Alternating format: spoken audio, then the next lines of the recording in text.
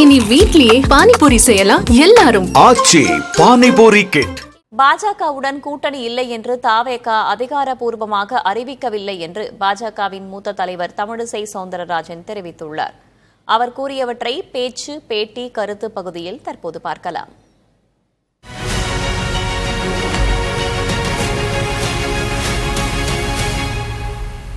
சூரியன் தொல்லை கொடுக்குறதுன்றதுதான் முதலமைச்சர் அடிக்கடி ஊட்டிக்கு போயிடுறாரு. அவராலே சூரியனை தாங்க முடியல. ஆக மக்கள் எல்லாம் சூரியத்தோட ஹாட்னஸ்ல இருக்கணும், வெப்பத்துல இருக்கணும்.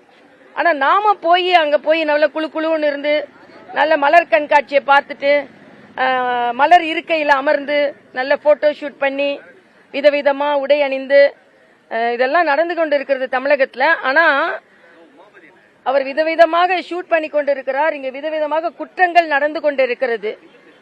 சாலையில போக தான் முடியல.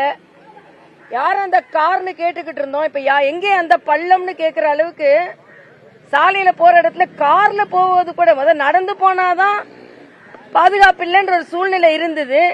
இன்னைக்கு சாலையில கார்ல போறது கூட பாதுகாப்பு இல்ல. சாலை திடீர்னு உடஞ்சி உள்ள உழுது. ஆக நீங்க தமிழை எப்படி வளர்க்கிறீர்கள்?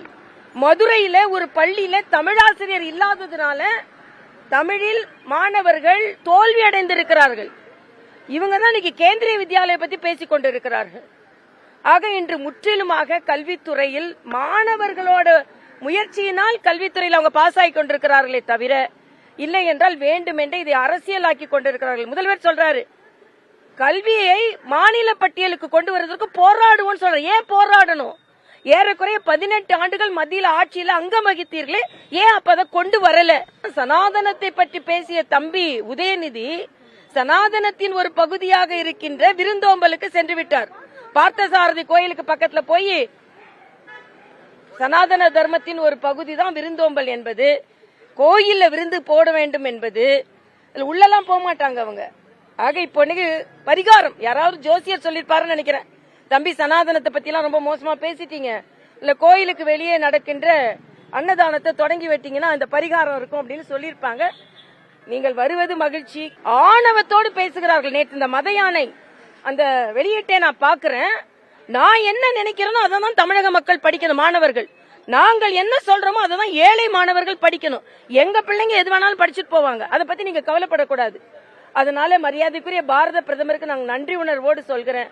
இந்த புதிய கல்விக் கொள்கை ஏற்றத்தாழ்வுகளை நீக்குவது, இதை நிச்சயமாக இங்கே கொண்டு வர வேண்டும். அதனால் இது அப்பட்டமான ஒரு சுயநலமான ஒரு புத்தக வெளியீடு. இது ஒரு கல்வி அமைச்சரே இதை செய்தது மிக மிக மிக தவறு. இன்னும் சொல்ல போனா புதிய கல்விக் கொள்கையில் இன்னும் நல்லவே எவ்வளவோ இருக்குது. சொல்றாரு 20 சதத்துல நாங்க முன்னேற இருக்கோம் அப்படின்னு. முன்னேறியவர்கள் இன்னும் முன்னேற வைப்பதுதான் புதிய கல்விக் கொள்கை. தாவேகால அதிகாரப்பூர்வமா எந்த அறிவிப்பும் வரலப்பா.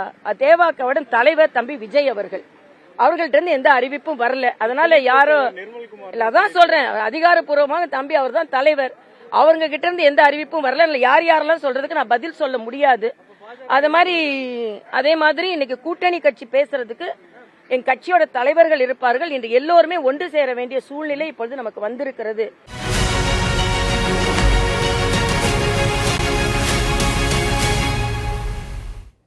இனி வீட்லயே பானிபூரி செய்யலாம் எல்லாரும். ஆச்சி பானிபூரி கிட்.